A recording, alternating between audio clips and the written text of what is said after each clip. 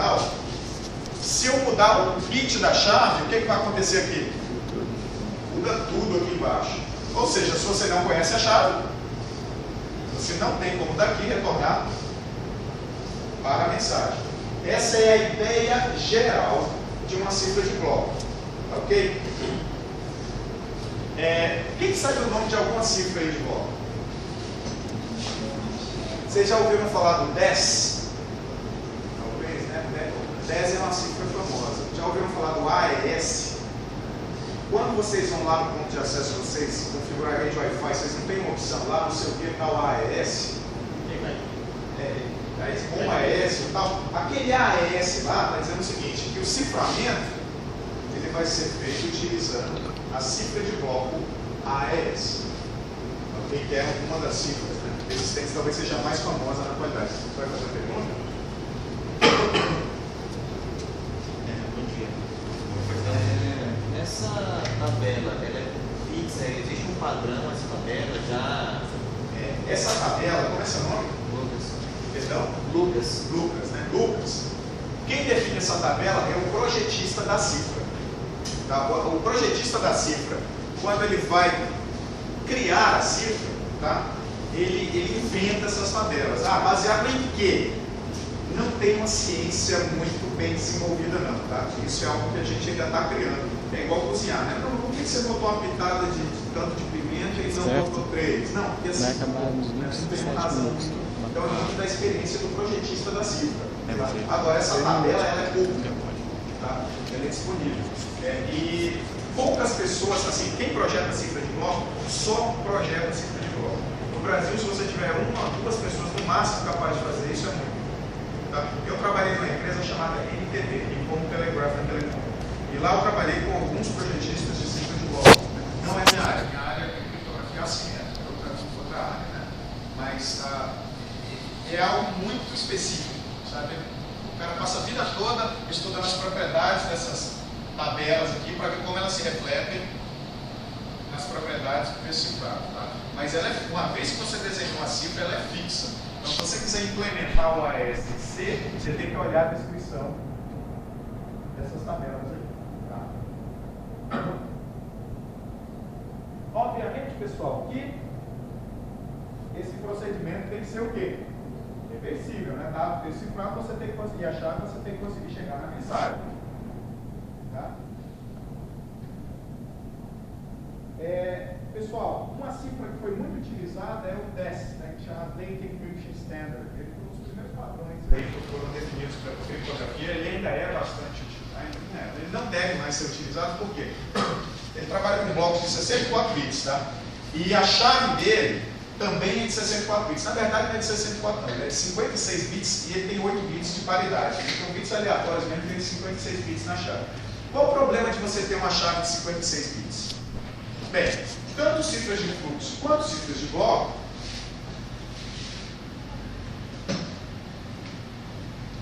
elas são suscetíveis ao que nós chamamos de ataque por força bruta. O que é um ataque por força bruta? Você pega o texto cifrado e vai testando todas as chaves até achar uma que te dê um bloco de texto em claro que faça sentido. Tá? Qual a probabilidade é que ele achar a correta? Tá? Se a chave tem 64 bits, pessoal, quantas vezes você vai ter que testar? Vamos lá.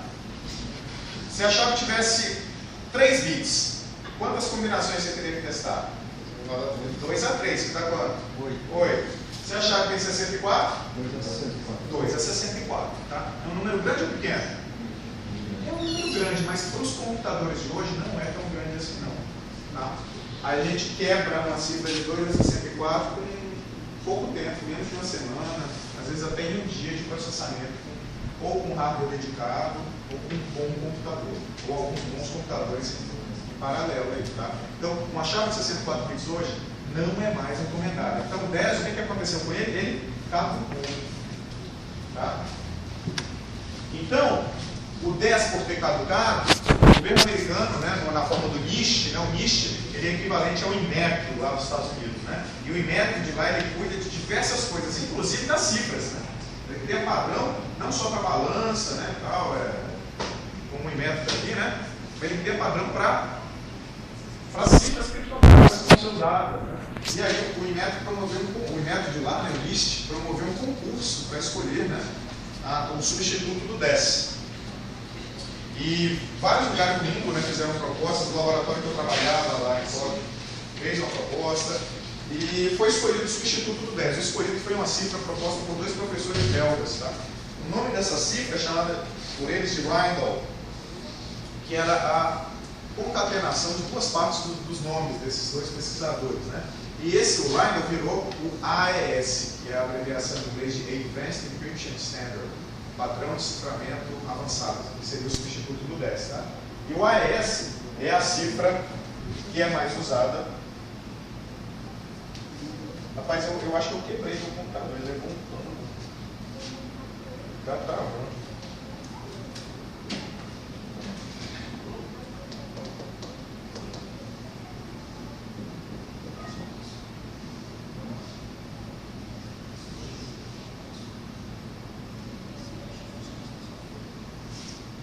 Então o AES, ele foi escolhido, tá? Ele possui um tamanho de chave, o tamanho de bloco dele é fixo, 128 bits, e as chaves podem ser, tem 3 variantes, né? Ele pode ser de 128, 192 ou 256 bits, tá? Quando a cifra é segura, o melhor ataque contra ela é o ataque de força bruta, tá? Quando a cifra é insegura, você acha outros ataques que de maneira bem mais rápida do que a força bruta você quebra. Tá? O AES nós não conhecemos nenhum ataque que não seja força bruta. Tá? Então a segurança dele é 2 a 128. Cara, 2 a 128 é muita coisa. Tá? Nós não temos condições de quebrar isso aí com força bruta. Demoraria teto diverso aí com a tecnologia de hoje. Como é que funciona o AES? Bem, o AES ele tem uma estrutura engraçada. Tá? Você pega os 128 bits da entrada e você organiza na forma dessa matriz aqui, 4x4, onde cada bloquinho aqui ele vai ter 8 bits. Tá? Aí você calculou o exclusivo bit a bit desse negócio com a chave, que também tem 128. Então você pega os 128 bits, organiza no formato dessa matriz e calculou o exclusivo, né? Bit a bit, como se fosse uma iPad. Tá? E aí você passa por uma tabela de substituição, 16 por 16, ok? E aí, logo depois disso, você desloca, isso aqui vai ter como resultado uma outra matriz dessa aqui embaixo. Aí você desloca os elementos da seguinte maneira: a primeira linha você não muda esse resultado, a segunda, você desloca uma casa para a esquerda, a terceira, 2 casas, e essa daqui, 3 casas, né? Ou seja, esse bloco vem para cá, esse vem para cá, esse vem para cá e esse aqui vem para cá. Tá? E depois disso, você mistura, isso aqui você multiplica, tá? Por uma outra matriz também, 4x4, que é fixa. Tá? E esse resultado, né, você pega essa chave aqui também, você expande essa chave, aumenta o tamanho dela por 10 e você cria 10 chaves de passo, que a gente chama. E aí você pega a primeira chave de passo aqui, que vai ter esse tamanho de 128 bits, e calculou o exclusivo com esse resultado, bit a bit. Aí o resultado disso aqui vai ser o quê? Uma matriz com essa cara. E você repete isso aqui 10 vezes, cada vez usando a chave, o pedaço da chave expandida correspondente àquele passo. Tá? Então, isso aí vocês acham uma descrição detalhada disso aí, se vocês forem olhar, né? Tanto na Wikipedia mesmo vocês conseguem ter essa descrição, ou qualquer livro de criptografia ou segurança. Tá? Essa é a cifra de bloco mais usada atualmente. O 10 ainda é usado? Infelizmente a gente ainda acha algumas coisas cifradas com 10. Não é mais seguro. Um variante do 10 que é bastante usado ainda é o que a gente chama de 310. O que é o 310? O que vocês acham desse nome? Cifra 3 vezes, cada vez com uma chave diferente. Então você está artificialmente aumentando o tamanho da chave do 10. Né? Não é muito recomendado. Por quê? Porque o AES ele é muito mais rápido do que você cifrar o 10 3 vezes. Ele é mais eficiente e tem uma boa segurança. Tá? O 310 ele é seguro, mas não é tão eficiente, mas ele é muito usado. Então aquelas maquininhas de cifrado, ela usa o 3/10. Tá?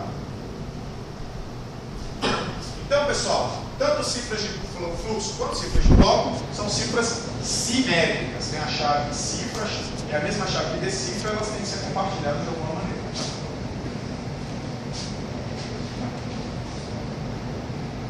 Mas, pessoal, uma cifra de bloco, cifra blocos. Certo? Qual o tamanho do bloco? Depende da cifra, né? No AES, no caso, é 128. Tá, mas se você quer cifrar 128 bits só, não, mas você quer cifrar uma mensagem qualquer. Então, como é que você vai fazer? Como é que você vai usar a cifra de bloco, que são cifras blocos, né? De tamanho fixo, para cifrar uma mensagem arbitrária? Como é que você faz? Você. Começa o nome? Isso. Perdão? Marinete? Então você vai ser a vítima aqui da vez agora. Então olha só, a cifra de bloco, ela cifra um bloco de tamanho específico. Mas a mensagem que você quer cifrar é uma mensagem de tamanho arbitrário. Como é que você faria para cifrar uma mensagem longa com aquela cifra que só cifra o bloquinho pequeno? Pensa aí um jeito qualquer. Essa mensagem longa aqui, tá? Daqui até aqui, e eu tenho uma cifra que cifra um bloquinho menor, pedaços dela. Sei lá, a possibilidade seria o quê? Divide a mensagem em blocos, né? Beleza. Essa é a possibilidade. E se a mensagem não for múltiplo do tamanho do bloco da cifra, o que você faz? Faltou o último pedacinho, o bloco é menor do que o da cifra. Preenche com zero, sei lá, né? Preenche com zero é uma ideia muito boa, não. Por quê? Não, mas não tenha vergonha de falar, não. Eu gosto muito de fazer pergunta, e na hora de fazer pergunta para vocês darem a resposta errada. E a resposta certa não tem graça. Então, esqueci seu nome. Pablo. Como? Pablo. Pablo, né? Rapaz, meu filho é doido pelo backyard. Você tem um tal de Pablo lá no backyard. Bem, Pablo, você deu uma ideia interessante, que é o seguinte, se um pedacinho, o último pedacinho, a mensagem é menor do que o bloco, preenche com zero. Qual o problema disso? Quando você decifrar, você quer fazer o que com esses zeros? Eliminar. Mas como é que você sabe o que é mensagem e o que foi zero que você botou? Então, eu te peguei porque não tem solução, você não sabe, né? Você não sabe se você está jogando fora zero de preenchimento ou mensagem. Então, uma maneira de fazer isso é, tudo bem, preenche com zero, só que aí você adiciona um bloco a mais, nesse bloco a mais você dá o comprimento da mensagem.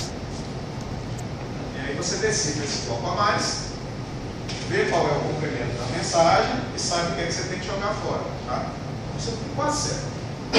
Mas, pessoal, então, olha a ideia que a gente teve. Vamos dividir a mensagem e cifrar bloco a bloco. Pessoal, esse procedimento que a gente estudou aqui da cifra de bloco, ele é um procedimento que a gente chama de determinístico, né? Ou seja, para a mesma chave, para a mesma mensagem, o que você tem aqui embaixo? Vai gerar o mesmo texto cifrado. Né? É um procedimento determinístico. Então, se você tiver na sua mensagem blocos iguais, o que vai acontecer? O texto cifrado vai ser o quê? Igual também, né? Vai ser igual, ou seja, esse bloco da mensagem é igual a esse bloco da mensagem. Estou cifrando com a mesma cifra e com a mesma chave. O que ocorre? O texto cifrado também é igual, ou seja, esse modo de ciframento ele não é muito legal. Porque você descobre informação sobre a mensagem. Você sabe onde é que a mensagem é igual.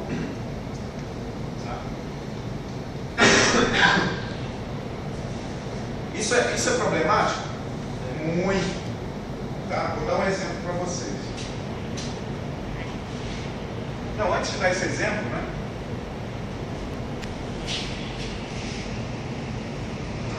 Então, esse modo que vocês procuram, vocês sugeriram agora, propuseram, é difícil, mas que vocês sugeriram, ele tem um nome, então ele é chamado de SCB, Electronic Code Book. As cifras de bloco, elas têm o que a gente chama de modo de operação. O que é o modo de operação de uma cifra? A cifra cifra blocos. O modo de operação diz como você usa essa cifra para cifrar mensagens de tamanho arbitrário. Tá? Então, esse modo que vocês disseram, olha, divide em blocos e cifra bloco a bloco. Ele tem um nome, chama SCB. Tá? Ele não é muito legal, por quê? Blocos iguais de mensagem vão redundar em blocos do texto cifrado, que são idênticos também. Imagina que isso aqui é um for. Você está votando eletronicamente, e o primeiro bloco aqui, não, e você votou para o candidato, sei lá, qual o candidato vocês mais odeiam aqui na região? Isso é uma pergunta ruim, né? Esquece. Imagina que lá em Brasília tem muita gente que não gosta do Roriz, né? Mas você está votando no Roriz. Aí o Pablo vai e vota no Roriz também. Tá? Aí alguém quer saber se o meu voto é igual ao dele. O que ele vai precisar fazer? Ele só olha os textos cifrados. O voto meu para o Roriz vai ser igual ao voto dele? Vai. O que vai acontecer com o texto cifrado? Vai ser o mesmo. Então esse adversário, ele não consegue quebrar a cifra, tá? Então ele não vai saber para quem que a gente votou, mas ele vai saber o quê? Que os votos são iguais. Isso é péssimo. Tá? Então, moral da história, irmãos. Obrigado. Mas eu estou me vendo ali naquela câmera, eu estou gordo, pelo amor de Deus. Esse vídeo lembra um pouco para a autoestima da gente.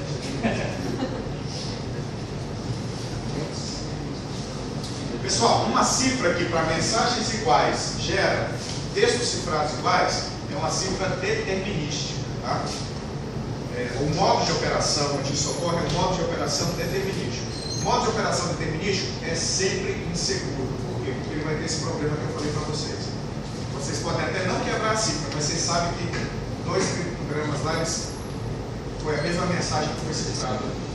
E em diversas ocasiões isso é ruim. Eu acabei de dar um exemplo para vocês.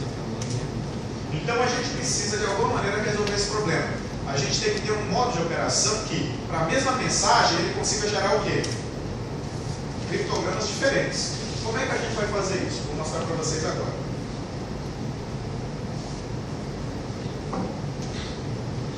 Já vimos um monte de coisa, né? Vimos one time pad, segurança incondicional, vimos as limitações dele. Vimos as cifras, aí abandonamos a segurança incondicional, vamos para a segurança computacional. Segurança computacional, já vimos 2 exemplos de cifra. Cifra de fluxo e cifra de bloco. Estamos estudando agora os modos de operação da cifra de bloco.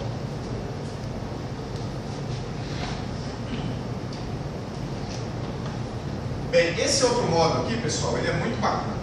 Tá?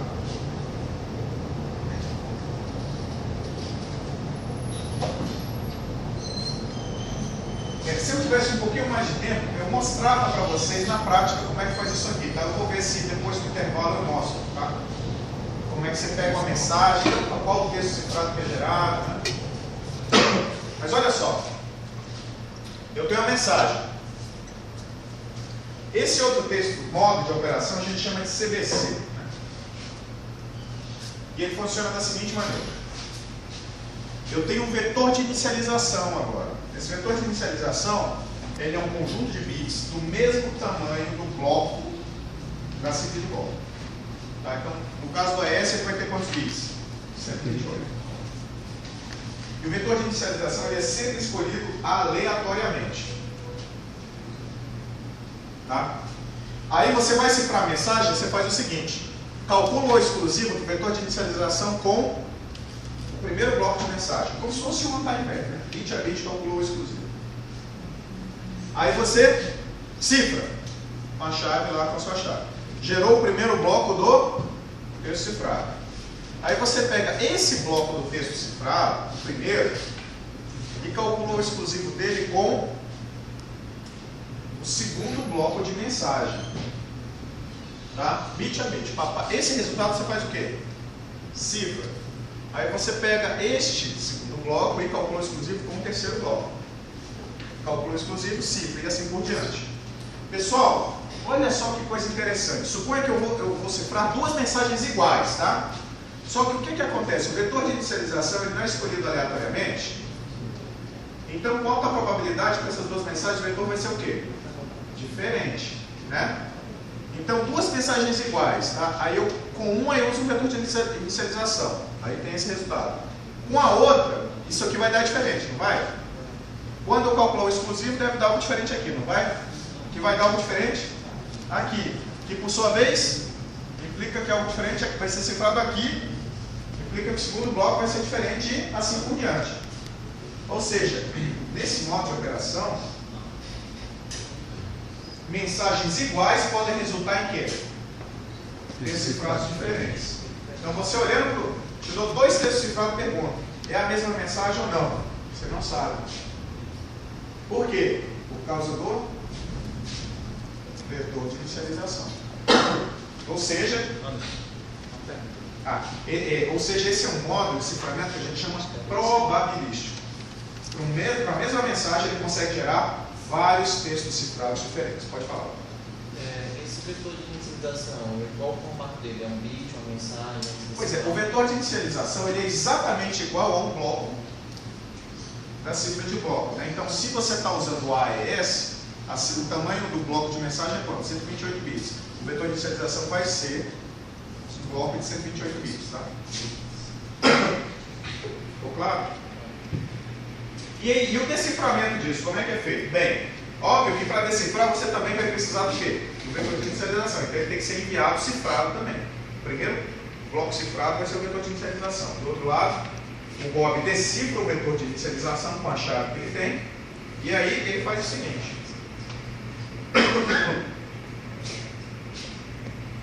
Ele decifra o primeiro, calcula o exclusivo do vetor de inicialização, obtém o primeiro bloco de mensagem. Aí ele pega o segundo bloco de texto cifrado, decifra, calcula o exclusivo com isso aqui, obtém o segundo de mensagem, assim por diante. Faz o procedimento reverso. Tá? Esse é um modo de operação seguro. Tá? Essa é a maneira como vocês devem usar uma cifra de bloco. Existem outros modos de operação? Existem. Tá? Se vocês olharem, tem dezenas não, mas tem uma boa dezena, talvez cerca de 2 dezenas de modos de operações aí possíveis, estudados na literatura. Tá? Mas esse é um exemplo que mostra para vocês como é que se usa um cifra de bloco. Então, pessoal, na prática, com criptografia simétrica, a maneira de garantir confidencialidade é fazer uma dessas coisas que a gente fez aqui. Ou usar uma cifra de fluxo, ou usar uma cifra de bloco com um modo de operação. Tá? Olha esse exemplo aqui. Você pegou uma figura e cifrou. Esse aqui eu cifrei no modo SCB. O modo SCB é aquele, né, onde é aquele determinístico, né, onde mensagens iguais, né, pedaços da mensagem são iguais, redundam em textos cifrados iguais. Aí olha só, você consegue identificar partes da figura, tá? Vazou a informação. Se eu uso o modo CBC, embaralhou tudo. Que é aquele segundo modo que a gente viu.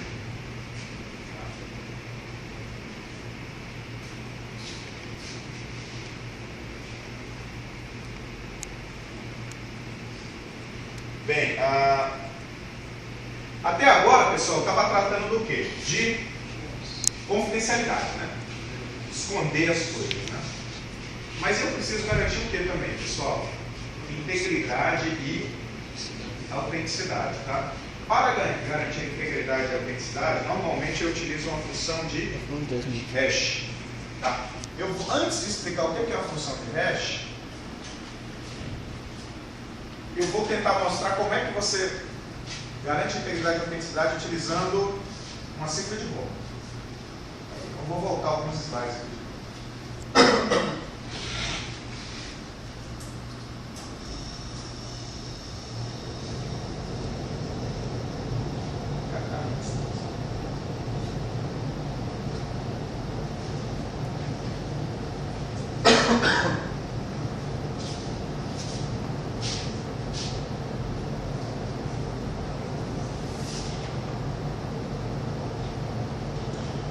Esse aqui é o modo CBC de ciframento, né, pessoal?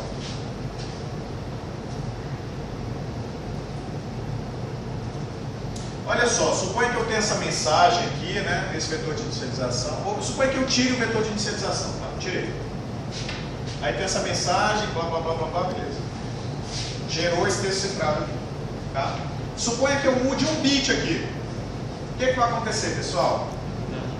Aqui você tem algo totalmente não correlacionado, que por sua vez vai calcular um exclusivo com isso aqui, vai gerar algo diferente, né? Então essa é um bit que eu mude aqui, essa mudança se propaga por todo o texto cifrado.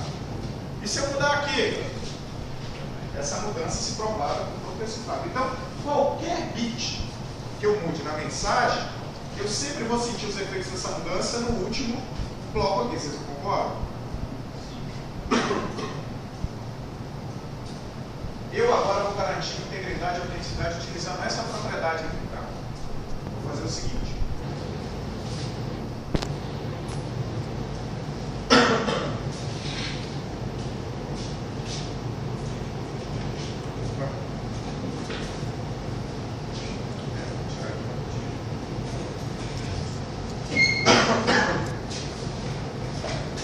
Pessoal, me acompanhe que essa parte é um pouquinho complicada aqui.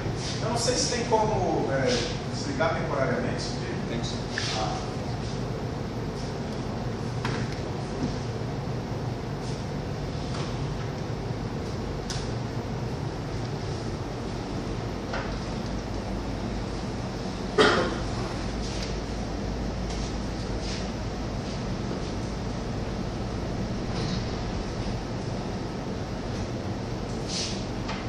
Suponha que eu tenho uma mensagem M, tá? Suponha que eu cifre essa mensagem M utilizando uma cifra de bloco nesse modo CBC. Esse modo aí que eu vou encadeando, né, as coisas. E eu vou chamar o último bloco, tá? Então eu gerei esse texto cifrado aqui. E esse aqui é o último bloco, tá? Então se eu mudar o bit em qualquer lugar da mensagem, esse último bloco certamente muda. Vocês concordam? Eu vou chamar esse último bloco de CBC MK, porque ele depende da mensagem e depende da chave K que é utilizada no ciframento. Alice e o Bob vão fazer o seguinte.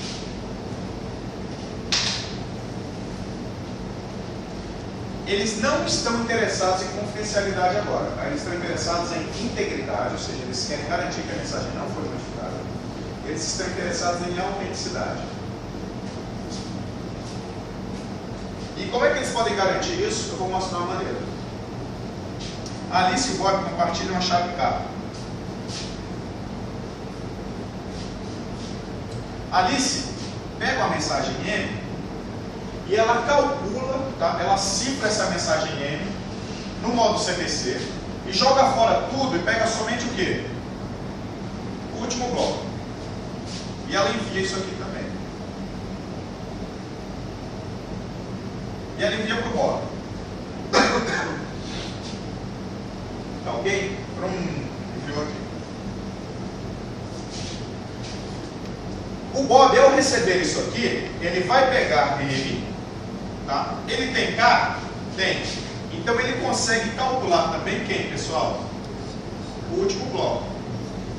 E ele vai comparar isso aqui com o que ele calculou. E vai ver se são iguais. Tá? Se forem iguais, ele fala, olha, ninguém modificou isso aqui veio da Alice. Se tiver alguma diferença, ele sabe, alguém mudou a minha mensagem. Por quê? Suponha que o adversário mude a mensagem M para M'. O que vai acontecer, pessoal, se ele mudar a mensagem M em algum lugar aqui? Esse aqui muda, não muda? Só que o adversário consegue calcular isso aqui corretamente? Ele consegue calcular qual é o último bloco para M'? Não, por quê? Ele tem a chave. Então, se o adversário mudar M para qualquer outro valor M', o que o Bob sabe? Que a mensagem foi mudada. Além disso, o Bob sabe também que se ela não foi mudada, quem é que enviou aquilo ali? Alice. Alice, por quê? Porque só a Alice tem a chave, só ela consegue calcular aquele pedaço corretamente. Vocês viram então que eu garanti a autenticidade e a integridade agora? Isso aqui, pessoal, a gente chama de um código de autenticação de mensagem. Em inglês é MAC, né? Message Authentication Code. Tá? Como isso aqui foi construído utilizando uma cifra no modo CBC, a gente chama de CBC MAC.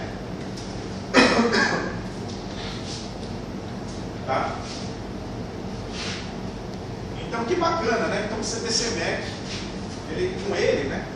Com a cifra no modo CBC, eu consigo garantir integridade e autenticidade. Tá, e se eu quiser garantir também confidencialidade disso aqui, o que eu posso fazer? Eu assumo que eu tenho uma outra chave, K2, e aí eu cifro tudo isso com K2. Cifro utilizando uma cifra de bloco ou uma cifra de fluxo. E aí o Bob, o que ele faz? Decifra com K2 e depois verifica a integridade e autenticidade com K1. Pronto, consegui garantir integridade, autenticidade e confidencialidade com uma cifra simétrica, com o criptografia simétrica. Quem aqui jogou, eu estou ficando meio velho, né? Mas quem aqui jogou Nintendo, Super Mario? Beleza, né? A Nintendo, pessoal, ela tinha uma preocupação de que cartuchos piratas não funcionassem no seu videogame, tá? Então o que a Nintendo fazia? Tem um videogame, dentro do videogame tinha uma chave K.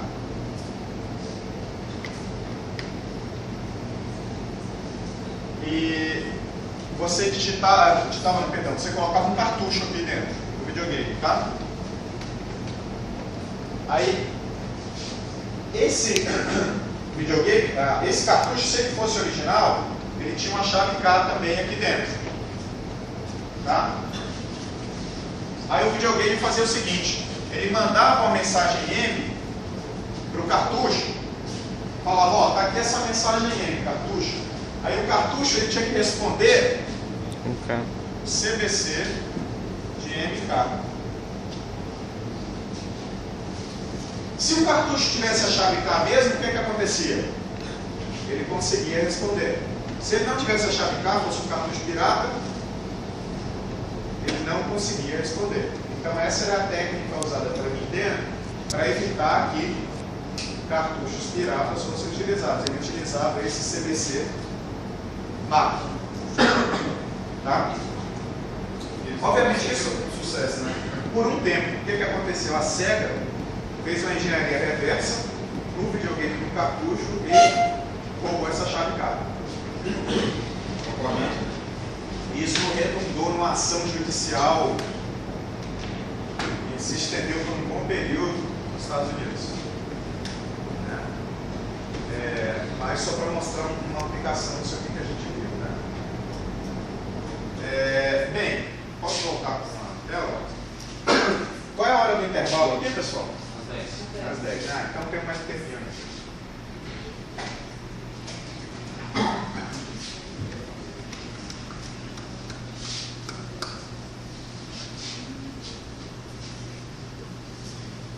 Então, pessoal, todo mundo entendeu como é que eu utilizo uma cifra no modo CBC para gerar um código de autenticação de mensagem? Né?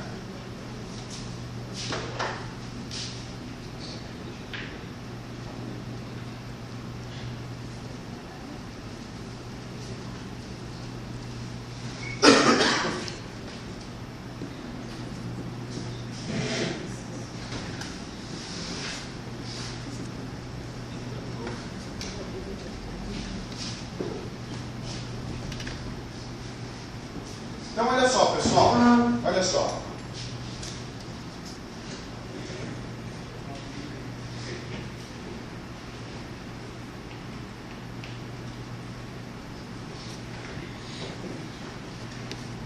Uma função de... na prática, pessoal, a maneira como a gente constrói código de autenticação de mensagem, a gente pode usar o CBC MAC? Pode, mas a gente constrói código de autenticação de mensagem utilizando algo chamado função de hash, tá?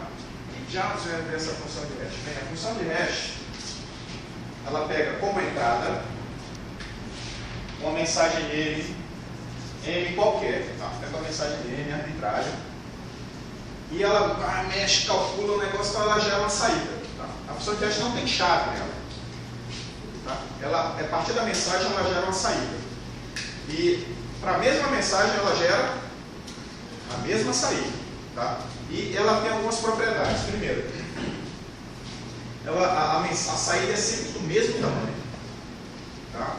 Então, se a mensagem tem 1 mega, 1 tera ou 1 giga, não interessa. A saída da função de hash é do mesmo tamanho. Normalmente 128, 256 ou 512.